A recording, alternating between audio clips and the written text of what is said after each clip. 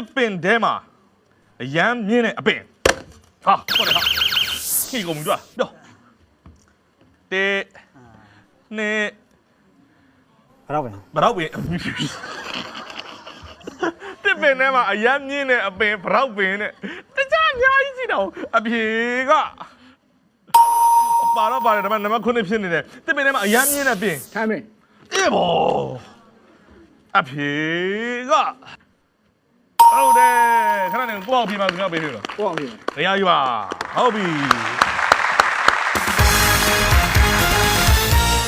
လို့ဘယ်တော့ပြင်တော့ဟဲ့ဒီမှာမတိုင်မင်းနဲ့ဒီကအတန်ဟိုဘက်ကြားသွားမှာနော်သူအကုန်လုံးဖြေနိုင်သွားလိမ့်မယ်ဟုတ်ပြီနော်ဟဲ့ရပြီညီမလေးပါငိမ့်ပြေးစုံဟုတ်ပြီနော်ညီမဘာတာဝန်ယူတာရုံးနေမှာဆိုရင် အိရှာ အိရှာဩဆိုစီကန်ကြီးကြပ်ရေးမှုတွေပါလောက်တာပေါ့နော်ဟုတ်ပြီအိရှာဆိုလူတွေကြောက်ကြတာညီမအောင် ကြောက်ပါ ကြောက်โอเคကဲမေးပြီညီမအိမ်ပတ်ဝန်းကျင်မှာဘယ်မှာနေရ တောင်းလား တောင်းကတော့တစ်ပင်နေရဘယ်နားမှာရှိလဲ သိရှိမှာ အိမ်ရှိမှာရှိတာဩကိုကိုယ်တိုင်တစ်ပင်ဆိုင်တဲ့ဝါသနာပါလား ပါ ဩဟုတ်ပြီအဲ့တော့မြင့်နေဟာဆိုတော့ညီမဘယ်နှစ်ပေလောက်ဆိုရင်မြင့်တယ်လို့သတ်မှတ်လဲ ကိုထက်ရှင်မြင့် โอเคအတစ်ပင်ထဲမှာအရမ်းမြင့်တဲ့အပင် ကုန်းပင်ကုန်းသီးပင် ဟမ်ဘယ်နှစ်ပေလောက်ရှိလဲကိုမင်း ကုန်းပင်ရရှိ ကျွန်တော်မဆိုင်ဘူး မြင်မှုတာပဲ ဟိုအမကြီးတနခနဲ့အမကြီးဘယ်နှစ်ပေလောက်ရှိလဲကိုမင်းဟုတ်လားဟမ်ကိုရက်3ရက်လောက်ရှိတယ်โอเคပါလဲကိုမင်းအဖြေကအော်ကဲဘာကြီးတယ်တော့တစ်ပင်မတက်ခိုင်းတော့ပါဘူးငယ်တော့အဲ့လိုတစ်ပင်တွေမတက်လား တက်တယ် ဟုတ်လားဘယ်ပင်တွေတက်ဘူးလဲ ကိုပင်လည်းတက်ဘူးလေ ဟာ ပြီးတော့အနောက်ကဘရောက်ပင်နေပါတက် သေးကြယောက်ျားလေးမွေးပြီဟုတ်တယ်ဟောလိုက်ပြီနော်โอเคတစ်ပင်ထဲမှာတဲ့အရမ်းမြင့်တဲ့အပင် အောင်မင်း အောင်မေအဖြေကတောင်းဟမ်းမင်းပြီးတော့အောင်မေမောဟုတ်တယ်လွယ်နော်ဟုတ်ပြီโอเคတစ်ပင်ထဲမှာစိုက်ရလားတစ်ပင်ထဲစိုက်ရလား ဆိုင်မဆိုင်တော့ မစိုက်တယ်ဘူးတစ်ပင်စိုက်တော့ဝါသံပါဘူး ဒါကြောင့်ပြောတာဗောဟုတ်ပြီနော်နောက်ဆိုတစ်ပင်လေးမှာစိုက်နော်တစ်ပင်လေးမှာစိုက်နော်โอเคနော်โอเคတစ်ပင်ပန်းလေးမှာမှုတာအဲ့မျိုးကြိုက်လားပန်းလေးမှာမကြိုက်ဘာပင်မှမကြိုက်ဘူးဟောဘာကြိုက်တော့ညီအဲ့ဆိုဟုတ်ပြီ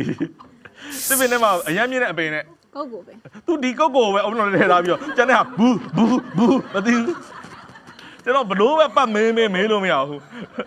โอเคဗာလဲကုတ်ကိုပင်အဖြေကโอเคဟာပြီကဲကပတိန်နောက်ထပ်မြင့်တဲ့အပင်တစ်ပင်တော့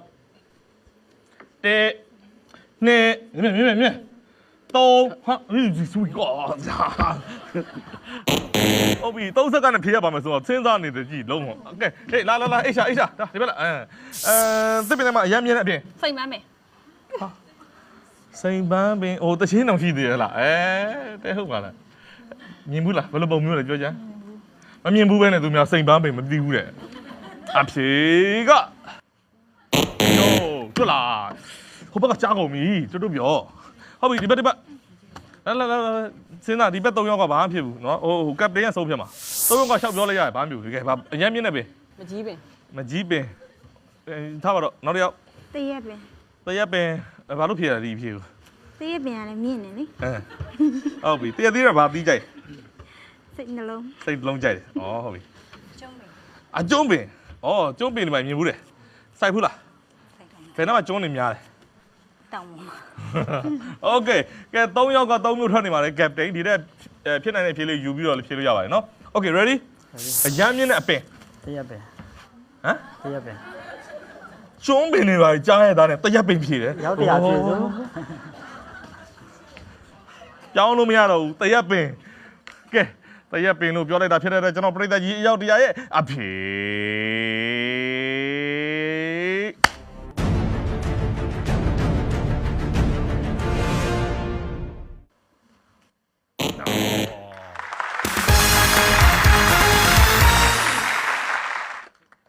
ကဲဒီဘက်ကပဲအမှတ်စရသွားပြီဖြစ်ပါ55မစရသွားပြီဖြစ်ပါတယ်ခင်ဗျဒီဘက်လွတ်နေတဲ့ဖြေလေးပြိတ္တကြီးမှန်းကြည့်ပါဦး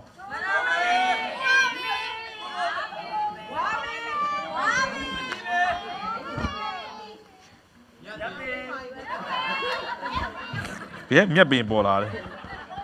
โอเคနံပါတ်3ပြိတ္တပါဖြေလေ ယူကလစ်ပင်နဲ့နံပါတ်4ဟုတ်ပြီနံပါတ်6နံပါတ်8โอเคလာပြီစားရင်ချင်းနဲ့အသီးတဲ့ 6တီး โอเคရှောက်သီးလေအဖြေကနံပါတ်5စားရင်ချင်းနဲ့အသီး တမရသည် အဖြေကဟုတ်တယ်ကဲနံပါတ်2ကဘာလုပ်မလဲ ကိုယ့်အဖြစ်မယ် နေရာယူဟာ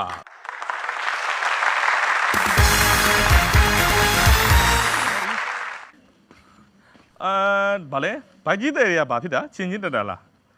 ဟုတ်လားဟောပြောလေလူမွေးဘူးလေပြောလေအဲ့လေချင်းချင်းတက်တယ်ဆိုအချင်းစားခြင်းတဲ့သူကိုပြောရဟုတ်တယ်မလားချင်းအော်တွေးခြင်းနဲ့စားဘာပဲဟမ်စားခြင်းနဲ့ဟောက်တက်တာဩမသိဘူးအဲ့လိုချင်းချင်းတက်တာဘယ်နှစ်ယောက်မွေးပြီလဲဟိုစီနီယာကြီးဟုတ်ပြီချင်းနဲ့အသီး တမယိုသည် တံပယိုသီးအိုးသူကတံပယာသီးကိုမှသူကညီကိုတော်လိုက်တယ်တံပယိုသီးအဖြေကချင်းပါဗောလေဒါပေမဲ့ top ပန်စားတယ်မပါဘူးလေနော်နောက်တစ်ယောက်ဟုတ်ပြီနော်စဉ်းစားဟုတ်တယ်မလားစဉ်းစားရပဲ तू သိတယ် तू ကြိုက်တယ်မေးပါမပြေဘူးဟုတ်ပြီ maybe okay ဘာတောင်းဝင်နေရာမှာတောင်းထမ်းဆောင်တာ လုံးတစ်ပါးမှတ် လုံးတစ်ပတ်မဲ့သူများတွေအဲ့လိုမျိုးဟောပတ်စံလာချီလိုက်မရှိသူမျက်နှာမြင်ပတ်စံမကြည့်ရပြန်ထွက်တယ်ဟုတ်လားโอเคလာပြီအဲ့တော့စိုင်းချင်းတဲ့ဒီ လိမ္မော်သည် လက်ကပါပြတယ်ညာနေမာဒီโอเคအဖြေကဒီဟိုဘကတိုင်မလို့ရပြီနော်စိုင်းချင်းတဲ့အသီးတဲ့ မယန်းဒီ အေးဘောမယန်းသီးတော့ဒီတော့ချင်းအောင်လားနော်အဖြေကချင်းမချင်းဟုတ်တယ်ထောက်ပံ့စားမယန်းသီးတော့ချင်းအောင်လားနော်ဟုတ်ပြီနောက်တစ်လာအိရှာစိုင်းချင်းနဲ့အသီးတဲ့ မမှန်းသည် ကပ်တင်ဘလို့သဘောရ မန်ဒီကချိုလာလေးရှိပါတယ်ဒါပေမဲ့ချင်မိုးတော့များမယ်နဲ့တူ โอเคအဖြေကကဲဒီဘက်တော့ဘိုင်စင်သား မကြီးသည် မကြီးဟုတ်ပြီနောက်တစ်ယောက်စားလေ တီး ဟမ်ဒီပြူသည်တဲ့နောက်တစ်ယောက်စားရင်ချင်းနဲ့အသီးချင်းနဲ့အရသာသိလားစမ်းပေးရမလားပြော မကြီးတီး ။အိုးမကြီးတွေများနေနော်။ကက်ပတင်စဉ်းစားကြဖြစ်နေပြီဟုတ်ပြီနော်။ကဲအော်ဒီဘက်မှာလွတ်နေတဲ့အဖြေလေးတွေကိုဖြေနိုင်ရင်ဒီမှာဘဲဥပြီးတော့꿰ပြီဟုတ်ပြီနော်။တစ်ဖွဲ့လုံးကိုစားပြီးဖြေမယ်နော်။ကက်ပတင်ပဲမေးတော့ပါ။စားရင်ချင်းတဲ့အသီးတော်တော်လေးပါ မကြီးသေး ။ဗျာ မကြီးသေး ။ Okay မကြီးသည်ဆိုတော့3 4 6 9သာဖြေနိုင်တယ်ဆိုတာနဲ့တခါလေးအမှတ်ရမှာဖြစ်ပါဘူး။အမှတ်မရသေးတဲ့ဖွဲ့ကဖြေခွင့်ရသွားတာဖြစ်ပါတယ်။ Okay နော်မကြီးသည်အဖြေက